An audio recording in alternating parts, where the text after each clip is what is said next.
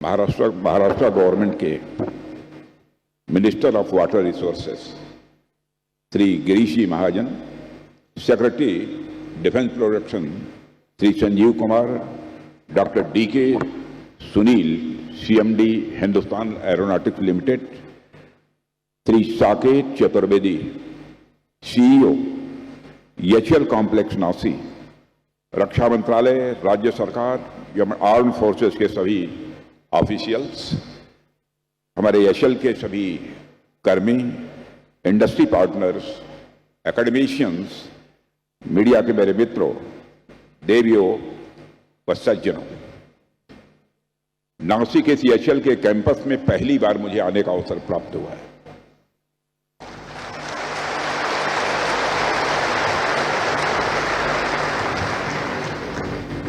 और मैंने यहां जाकर देखा,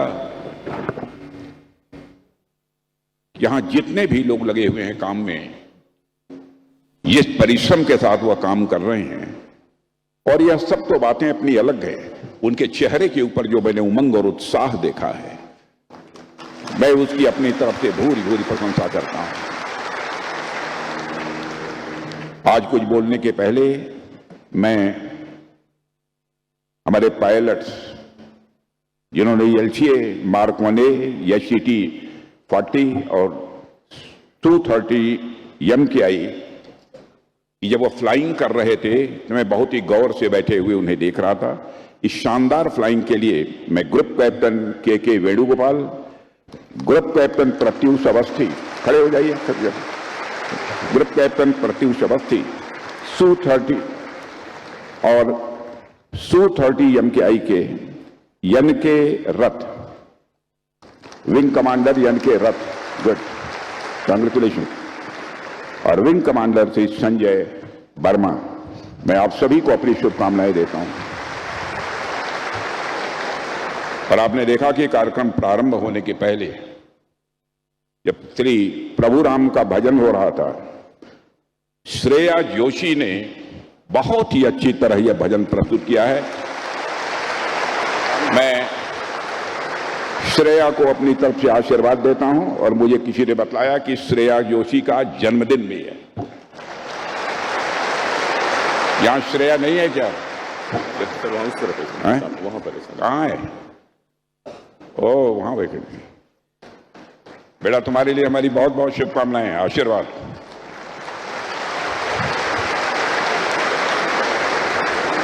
मेरे साथियों, आज ये हिंदुस्तान एरोनॉटिक्स लिमिटेड द्वारा निर्मित light combat aircraft Mark 1A तेजस की 3rd प्रोडक्शन लाइन का उद्घाटन हो रहा है। इसके साथ ही HTT 40 एयरक्राफ्ट की 2nd प्रोडक्शन लाइन का भी उद्घाटन हुआ है। इन दोनों प्रोजेक्ट्स को देश को समर्पित करते हुए मैं कहना चाहूंगा, मुझे बेहद खुशी हुई है। मैं HL को और इस प्रोजेक्ट से जुड़े हुए हर व्यक्ति को मैं हृदय से बधाई देता हूं। और मुझे इस बात की खुशी है कि इस अवसर पर मुझे नासिक की इस पवित्र भूमि पर आने का एक अवसर प्राप्त हुआ है। नासिक का जहां तक प्रश्न है, नासिक की धरती अपने आप में बहुत ही हिस्टोरिकल है, ऐतिहासिक है। नासिक के त्र्यंबकेश्वर में भगवान शिव का विराजते हैं, जहां भगवान शिव त्रयंबक के रूप में हमें यह सिखाते हैं कि सृष्टि की रचना, पालन और संहार तीनों एक ही दिव्य चेतना से उत्पन्न होते हैं। यही कारण है कि यहां आकर ऐसा लगता है जैसे मैं किसी दिव्य भूमि पर आ गया। हालांकि साथियों, नासिक की यह भूमि केवल आस्था की नहीं है, श्रद्धा की ही नहीं है, बल्कि सेल्फ रिलायंट और कैपेबिलिटी का भी यह प्रतीक बन चुकी है। यहां एक और आस्था है, तो वहीं दूसरी ओर इसी नासिक की धरती पर हिंदुस्तान एरोनॉटिक्स लिमिटेड का एक गौरवशाली कैंपस भी राष्ट्र की रक्षा शक्ति को सिंबलाइज करता है, यानी उसका प्रतीक बनकर खड़ा है। और आज जब मैंने नासिक डिवीजन में तैयार किए गए सुखोई 30 LCA और STT-40 विमानों की उड़ान देखी तो मेरा सीना गर्व से चौड़ा हो गया।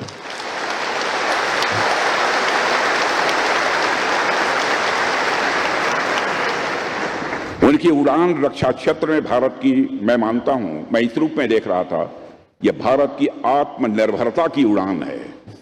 यह भारत के सेल्फ रिलायंस की एक फ्लाइंग है। साथियों, नासिक में स्थित HAL का भी अपना एक बहुत ही गोल्डन हिस्ट्री है, स्वर्णिम इतिहास है। कभी यहां MiG-21 और MiG-27 जैसे दिग्गज फाइटर जेट्स का निर्माण और ओवरहाल होता था, और आज यह संस्थान मॉडर्न सुखोई 30 और जेट्स का प्रोडक्शन हाउस बन चुका है। पिछले 6 दशकों से भी अधिक समय से HAL नासिक ने भारत की डिफेंस मैन्युफैक्चरिंग कैपेबिलिटी को नई ऊंचाइयों तक पहुंचाने में एक स्ट्रांग पिलर की भूमिका निभाई है। जैसा कि मैंने अभी कहा, नासिक भगवान शिव की भूमि है, जो एक तरफ शिवत्व यानी शांति की प्रतीक है, तो दूसरी तरफ यह संहार की भी प्रतीक है। ठीक उसी तरह से नासिक एक तरफ डिफेंस मैन्युफैक्चरिंग यानी निर्माण की प्रतीक है, तो दूसरी तरफ जरूरत पड़ने पर दुश्मनों का संहार करने की क्षमता भी रखती है।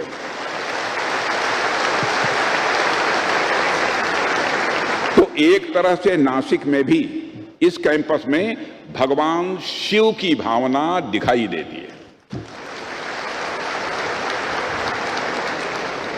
साथियों, यह कैंपस मैं मानता हूं कि एक महज केवल एक इमारत या किसी प्रोजेक्ट तक ही सीमित नहीं है, बल्कि यह रक्षा क्षेत्र में भारत की आत्मनिर्भरता को भी सिंबलाइज करता है, उसका प्रतीक है।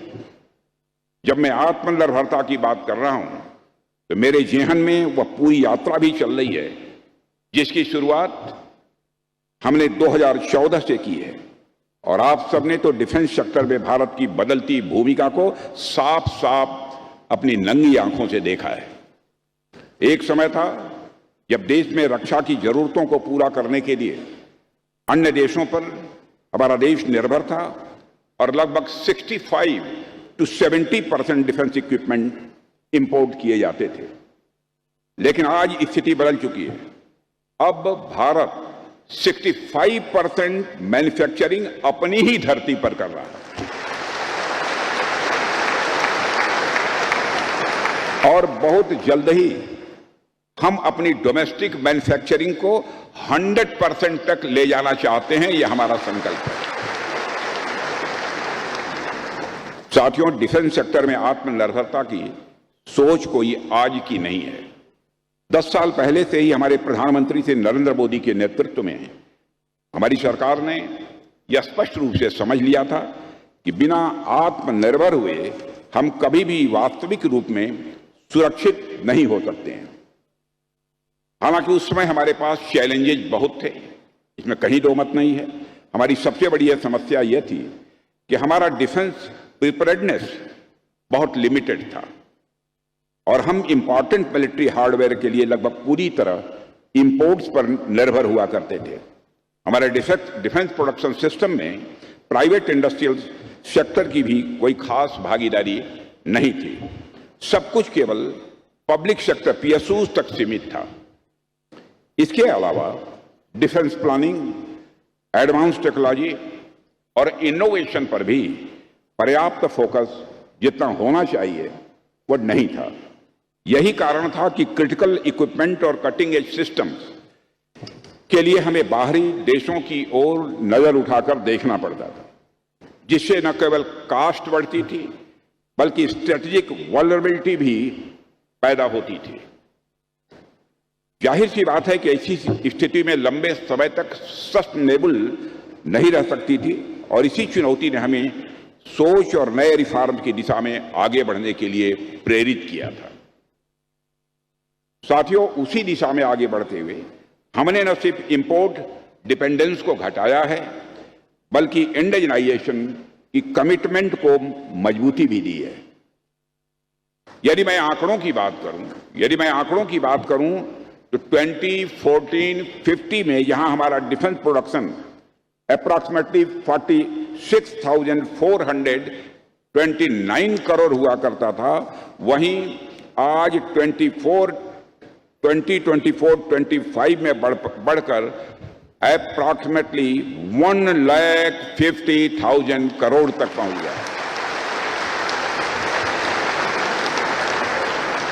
और यह सब भारत के अंदर जो करिश्मा हुआ है, उसमें मेजर कंट्रीब्यूशन यदि किसी का है तो आप जैसे लोगों का है। मेजर कंट्रीब्यूशन यदि किसी का है तो आप जैसे लोगों का है। यह केवल फैक्ट्स नहीं है, बल्कि मैं मानता हूं कि हमारे देश की यह आत्मनिर्भरता, सेल्फ रिलायंस की एक उड़ान है। इसी तरह हमारा डिफेंस एक्सपोर्ट, जो कभी अप्रॉक्सीमेटली 1,000 करोड़ से भी कम हुआ करता था, आज वह रिकॉर्ड 25,000 करोड़ को क्रॉस कर चुका है। और मैं एज ए डिफेंस मिनिस्टर आपको विश्वास दिलाता हूं, जिस तरीके से डिफेंस मिनिस्ट्री में हमारी टीम जिस जील के साथ और जिस मिशन के साथ काम कर रही है, 2029 आते आते हम इस फिगर को ले जाना चाहते हैं 3 लाख करोड़ रुपए तक का। और डिफेंस एक्सपोर्ट जो इस समय मैक्सिमम 25,000 करोड़ है, उसको हम ले जाना चाहते हैं 50,000 करोड़ तक। साथियों, पिछले 10 वर्षों में जिस रफ्तार से भारत ने डिफेंस और टेक्नोलॉजी के क्षेत्र में आत्मनिर्भरता हासिल की है, वह वाकई में अद्भुत है, अनइमेजिनेबल है। मैं ऑस्ट्रेलिया गया था, वहां के defence minister, deputy prime minister, वहां के प्राइम मिनिस्टर, सारे लोगों से हमारी बातचीत हुई। भारत के बारे में, भारत के डिफेंस के बारे में जो वह चर्चा उन्होंने की, मैं मित्रों यही कहना चाहता हूं, भारत का रक्षा मंत्री होने के नाते मेरा भी सीना चौड़ा हुआ है।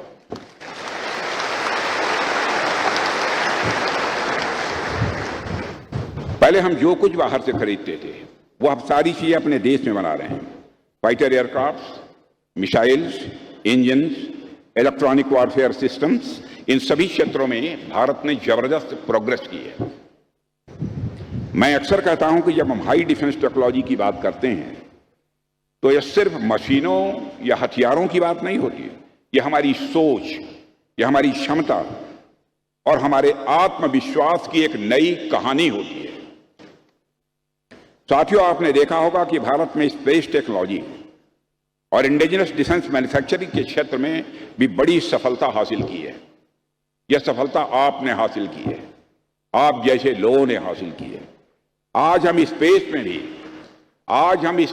में भी अपनी जगह मजबूत कर चुके हैं। आज हमारी एरोस्पेस इंडस्ट्री भी रैपिड ग्रोथ शो कर रही है। हमने मेक इन इंडिया के अंतर्गत लोकल मैन्युफैक्चरिंग को इनकरेज करने और एरोस्पेस इक्विपमेंट के प्रोडक्शन जैसे इनिशिएटिव्स भी उठाए हैं। साथियों, आज के समय में युद्ध के तौर तरीके जितनी तेजी से बदल रहे हैं, आप सब उससे अच्छी तरह वाकिफ हैं। आज artificial intelligence, cyber warfare, drone systems और नेक्स्ट जनरेशन एयरक्राफ्ट जैसी चीजें भविष्य की एक दिशा तय कर रही है। अब युद्ध सिर्फ जमीन या आसमान में नहीं, बल्कि अनेक फ्रंटियर्स पर भी लड़े जा रहे हैं। भारत को इस नई रेस में हमेशा आगे रहना है, हम कभी पीछे नहीं रहना चाहते। और मुझे लगता है भारत जितनी तेजी के साथ आगे बढ़ रहा है और इंटरनेशनल कम्युनिटी में भारत के बारे में जो एक परसेप्शनल चेंज आया है, लोगों की सोच में बदलाव आया है। आप जाइए दुनिया के दूसरे देशों में, बहनों भाइयों, भारत के बारे में जो उनकी धारणा बनी है, उसको उनके मुख के द्वारा सुनकर स्वाभाविक रूप से अपना भी सीना चौड़ा होता है।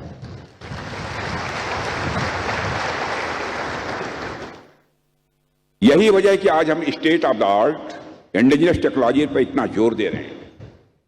और मुझे यह देखकर बेहद खुशी हो रही है कि हिंदुस्तान एरोनॉटिक्स लिमिटेड इस दिशा में भारत का एक मजबूत प्रतिनिधित्व कर रहा है।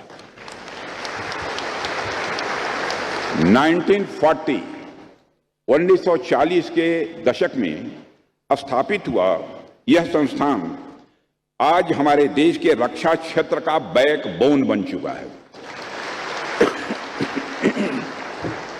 अभी कुछ दिन पहले हमने MiG-21 की डीकमीशनिंग की थी। लंबे समय तक MiG-21 ने इस राष्ट्र की सेवा की और उसकी ऑपरेशनल नीड्स को पूरा करने में एचएएल ने मेजर कंट्रीब्यूशन किया है। और MiG-21 को ऑपरेशनल सपोर्ट देने में आपका जो योगदान है, मैं हृदय से उसकी सराहना करता हूं। जब मैं एचएएल के परिश्रम, आप सब लोगों के मेहनत की यहां पर बात कर रहा हूं, तो मैं ऑपरेशन सिंदूर के दौरान एचएएल की जो बड़ी भूमिका रही है उस पर भी कुछ बातें आपसे मैं करना चाहूंगा।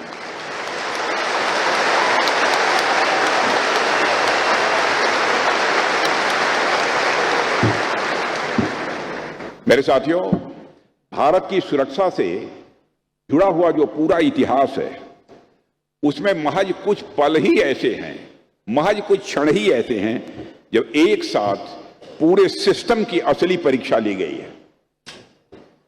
ऑपरेशन सिंदूर ऐसा ही एक मिशन था। इस मिशन में हमारी सेनाओं ने न सिर्फ अपने शौर्य और पराक्रम का परिचय दिया, बल्कि इंडिजिनस प्लेटफॉर्म्स, स्वदेशी प्लेटफॉर्म्स पर अपने भरोसे को और भी साबित किया है। इस दौरान एचएएल की टीम ने, मैं जानता हूं क्योंकि मैं तो लगातार मॉनिटरिंग कर रहा था, इस दौरान एचएएल की टीम ने 24 घंटे लगातार विभिन्न ऑपरेशनल साइट्स पर सपोर्ट दिया है।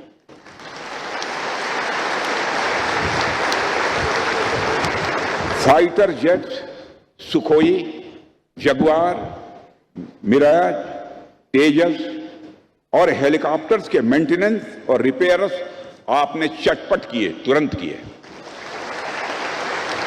ताकि आपने ये क्यों किए? ताकि भारतीय वायुसेना की ऑपरेशनल रेडीनेस ये बनी रहे, किसी भी सूरत में ये कमजोर न होने पाए। यह इस बात का प्रतीक था कि जब बात देश की सुरक्षा की आएगी तो हम इक्विपमेंट खुद भी बना सकते हैं और उन इक्विपमेंट से खुद की रक्षा भी कर सकते हैं। मैं इस अवसर पर एचएएल परिवार को पुनः एक बार हार्दिक बधाई देता हूं। और मेरे साथियों, आपने साबित किया है कि जब डेडिकेशन और इनोवेशन ये साथ चलें तो कोई भी लक्ष्य किसी भी सूरत में असंभव हो ही नहीं सकता। मुझे जानकर भी बेहद खुशी हुई है कि नासिक की टीम ने सुखोई 30 पर ब्रह्मोस मिसाइल की एस्टेब्लिशमेंट का एक महत्वपूर्ण काम किया है।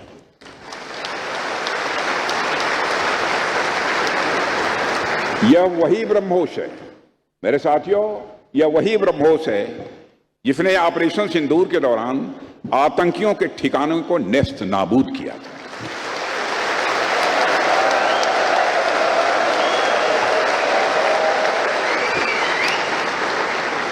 और जब इस नई प्रोडक्शन लाइन के उद्घाटन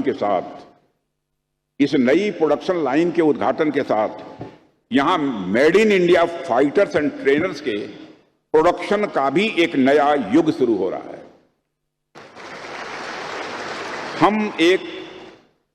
यह मैं मानता हूं एक बहुत बड़ा एक इंडस्ट्रियल अचीवमेंट तो है ही, यह हमारी औद्योगिक उपलब्धि तो है ही, साथ ही साथ हमारे युवाओं, नौजवानों, इंजीनियर्स और साइंटिस्ट्स की मेहनत, लगन और उनके ड्रीम्स यानी सपनों का ही यह परिणाम है। इसके अलावा एलसीए तेजस और HTT-40 एयरक्राफ्ट का निर्माण जो हो रहा है, वह भी हमारे देश के अलग अलग इंडस्ट्री पार्टनर्स के कोलैबोरेशन का ही यह परिणाम है। और यह कोलैबोरेशन इस बात का प्रमाण है कि जब गवर्नमेंट, इंडस्ट्री और एकेडमिया मिलकर काम करते हैं तो कोई भी चुनौती बड़ी नहीं रह जाती है। मेरे साथियों, वैसे भी हम सब नासिक में एकत्र हुए हैं, हम सब नासिक में एकत्र हुए हैं। अगले वर्ष यहां कुंभ का भी आयोजन होने वाला है और आप सब उसकी प्रतीक्षा कर रहे होंगे। और उसके मंत्री जी हमारे यहां बैठे हुए हैं, गिरीश जी महाजन। और आज यहां पर मुझे यूथ, इनोवेटर्स, इंडस्ट्री और एकेडमिया का भी एक महाकुंभ देखने को मिल रहा है। और जिस तरह से कुंभ स्नान के बाद लोगों को एक नई ऊर्जा मिलती है, ठीक उसी तरह से मुझे विश्वास है कि इस महाकुंभ से निकलने के बाद आप सब भी एक नई ऊर्जा के साथ राष्ट्र निर्माण में और तेजी के साथ लग जाएंगे।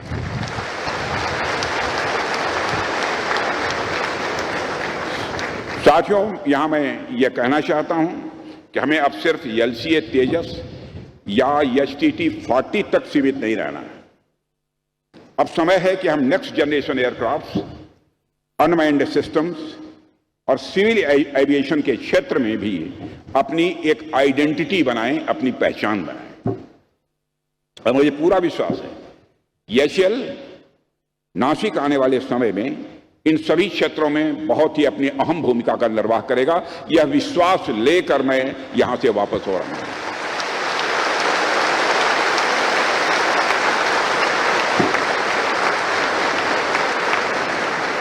और साथियों, मुझे यह जानकारी प्राप्त होने पर खुशी हुई है, अच्छा लगा है कि नासिक डिवीजन में अब सिविल और मिलिट्री एविएशन दोनों के लिए एक साथ MRO, maintenance, repair and overhaul की सुविधा स्थापित की गई है। यह दिखाता है कि भारत में अब सिविल और मिलिट्री एविएशन दोनों ही एक प्लेटफॉर्म पर मिलकर आगे बढ़ रहे हैं। इस नई शुरुआत के साथ मैं यह भी विश्वास के साथ कह सकता हूं कि इससे नासिक और आसपास के क्षेत्रों में हजारों की संख्या में नए रोजगार के अवसर, जॉब अपॉर्चुनिटीज भी क्रिएट होंगी। यहां के नौजवानों के लिए ट्रेनिंग और एम्प्लॉयमेंट के भी नए रास्ते खुलेंगे और महाराष्ट्र और पड़ोसी राज्यों का भी इंडस्ट्रियल इकोसिस्टम इससे और ज्यादा मजबूत होगा। मैं भारतीय वायुसेना के उन वीर सैनिकों को भी प्रणाम करता हूं। मैं भारतीय वायुसेना के उन वीर सैनिकों को भी प्रणाम करता हूं जिन्होंने तेजस और HTT 40 जैसे भारतीय विमानों पर भरोसा जताया है।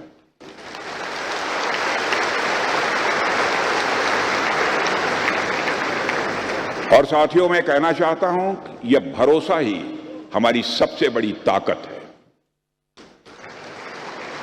और मुझे देखकर यह बहुत ही अच्छा लगा कि HAL एक पब्लिक सेक्टर के रूप में प्राइवेट सेक्टर के साथ कदम से कदम मिलाकर दुनिया के बेस्ट स्टैंडर्ड्स को हासिल कर रहा है। और यह भी अच्छी बात है कि HAL का यह पूरा कॉम्प्लेक्स अब पेपरलेस, डिजिटल और पूरी तरह से सस्टेनेबल है। और इसमें इंडस्ट्री 4.0 और क्वालिटी 4.0 सिस्टम को अपनाया गया है, यानी यह आधुनिक भारत की तकनीकी उड़ान, टेक्नोलॉजिकल फ्लाइंग का एक असली प्रतीक है। आज का यह अवसर केवल फाइटर जेट को देश को समर्पित करने का अवसर ही नहीं है, बल्कि यह भारत के नए आत्मविश्वास का भी प्रतीक है।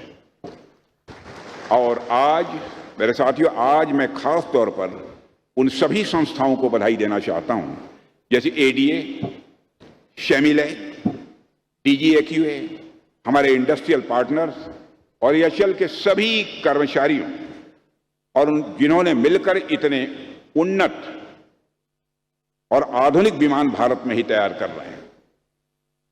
यह वाकई बहुत बड़ी उपलब्धि है। यह नई सुविधाओं से हमारी वायुसेना को और अधिक शक्ति, आत्मविश्वास और आधुनिकता मिलेगी, ऐसा मेरा विश्वास है। जहां तक हमारी वायुसेना की बात है, तो जिस शौर्य और पराक्रम के साथ इन्होंने भारत की वायु सीमा को सुरक्षित रखा है, वह अपने आप में इनक्रेडिबल है।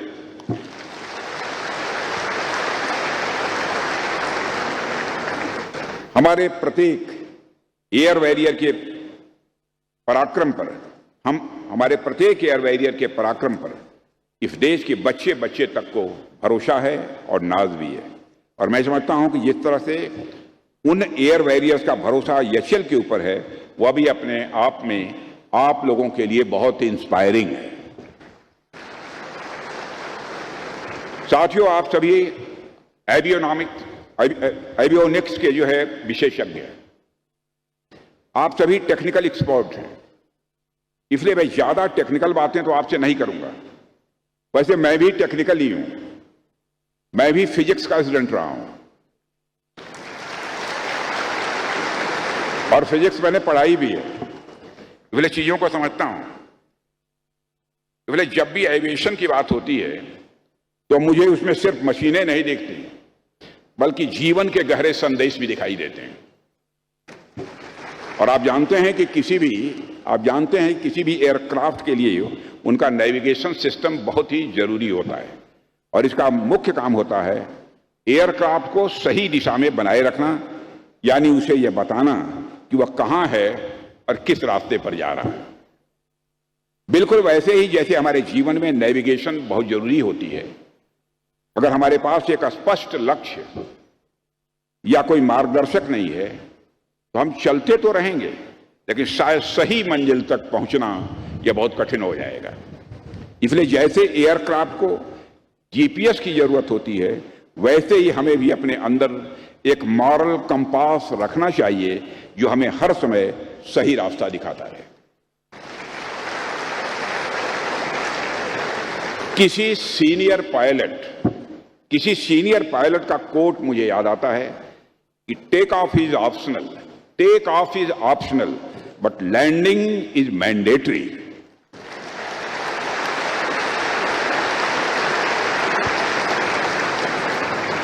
इसका मतलब यह है किसी भी काम की शुरुआत करना मेरे साथियों बहुत आसान है, लेकिन उसे अंत तक सफलतापूर्वक पूरा करना यह थोड़ा सा बहुत ही जिम्मेदारी वाला काम है। जब हम कोई नए प्रोजेक्ट शुरू करते हैं तो उत्साह तो बहुत होता है, लेकिन असली परीक्षा तो तब होती है जब कठिनाइयां आती हैं। उस समय धैर्य, ध्यान और सही निर्णय की ही हमें सफलता तक पहुंचा सकते हैं। यह हम सबको याद रखना चाहिए। धैर्य नहीं खोना चाहिए, ध्यान को भटकने नहीं देना चाहिए। सही निर्णय हम लेंगे और हम आगे बढ़ेंगे। एक अच्छे पायलट की तरह हमें भी काम रहना चाहिए, काम एंड कूल, और हर स्थिति में सही फैसला लेना चाहिए। आज मैं सारे पायलट्स के ही उदाहरण दे रहा हूं आपको। हर प्रोजेक्ट को एक उड़ान की तरह संभालें, हर प्रोजेक्ट को एक उड़ान की तरह, फ्लाइंग की तरह संभालें। शुरुआत जोश से करें, बीच में संतुलन बनाए रखें और अंत में उसे सुरक्षित तरीके से पूरा करें, क्योंकि जैसे एवियोनिक्स एयरक्राफ्ट को अवेयर, कनेक्टेड, स्टेबल और पावर्ड रखता है, वैसे ही हमें भी रहना है।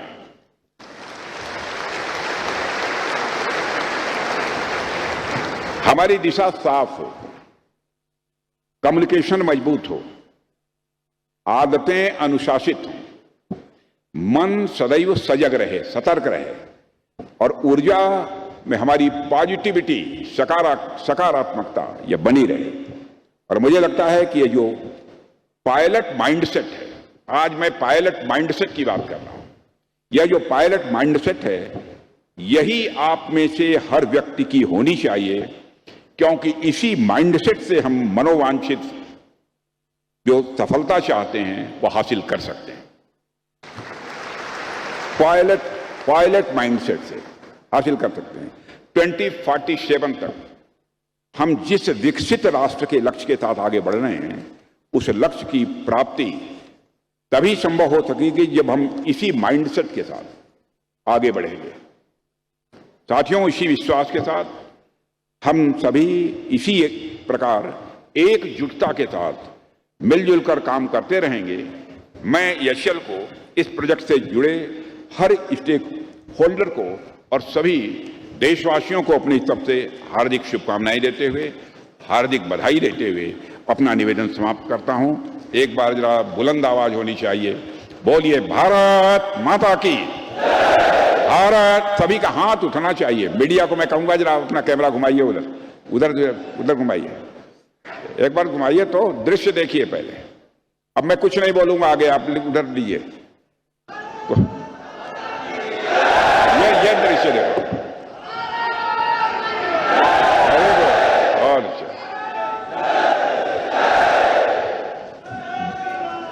बहुत बहुत धन्यवाद, बहुत बहुत धन्यवाद।